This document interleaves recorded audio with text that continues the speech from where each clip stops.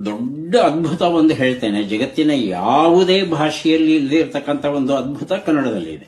ಕುಮುದೇಂದು ಅಂತ ಒಬ್ಬ ಜೈನ ಕವಿ, ಕ್ರಿಸ್ತಶಕ 8ನೇ ಶತಮಾನಕ್ಕೆ ಸೇರಿದವನು.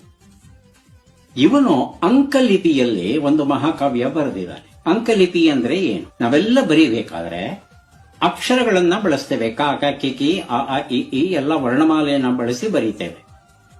ಆದರೆ ಕುಮುದೇಂದು ಅಂಕೆಗಳನ್ನ ಬರೀತಾನೆ. 2, 3, 5, 6, 7, 8, 10, 12 ಹೀಗೆ.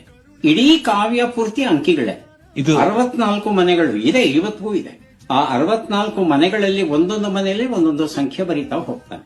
ನೀವು ಈ ಕಾವ್ಯವನ್ನ ಓದಬೇಕು ಅಂದ್ರೆ ಒಂದೊಂದು ಅಂಕೆ ಇರುವ ಕಡೆ ಒಂದೊಂದು ಅಕ್ಷರವನ್ನ ಹಾಕಬೇಕು. ಆ ಅಕ್ಷರವನ್ನ ಹಾಕಿದ್ರೆ ಮೂಲ ಕಾವ್ಯವನ್ನ ಓದಬಹುದು. ಮೂಲ ಕಾವ್ಯ ಇರೋದು ಅಚ್ಚ ಕನ್ನಡದಲ್ಲಿ. ವಿಶೇಷ ಏನು ಅಂದ್ರೆ ಆ ಮೊದಲನೇ ಸಾಲಿದೆಯಲ್ಲ, ಮೇಲಿಂದ ಕೆಳಕ್ಕೆ ನೀವು ಓದ್ಕೊಂಡ್ ಬಂದ್ಬಿಟ್ರೆ ತಮಿಳಲ್ಲಿ ಕಾವ್ಯ ಓದಬಹುದು. 2ನೇ ಸಾಲು ಅಂದ್ರೆ ತೆಲುಗು, 3ನೇ ಸಾಲು ಅಂದ್ರೆ ಮರಾಠಿ, 4ನೇ ಸಾಲು, 5ನೇ ಸಾಲು, 6ನೇ ಸಾಲು ಹೀಗೆ ಅಡ್ಡಡ್ಡ ಓದಿದ್ರೆ ಸುಮಾರು 500 ಭಾಷೆಗಳಲ್ಲಿ ಓದಬಹುದು ಒಂದೇ ಕಾವ್ಯವನ್ನು. It's a masterpiece. ಈ ತರದ್ದು ಕೃತಿ ಮತ್ತೊಂದು ಇಲ್ಲವೇ ಇಲ್ಲ ಜಗತ್ತಲ್ಲಿ ಎಲ್ಲೂ. ಅದು ಕನ್ನಡದಲ್ಲಿ.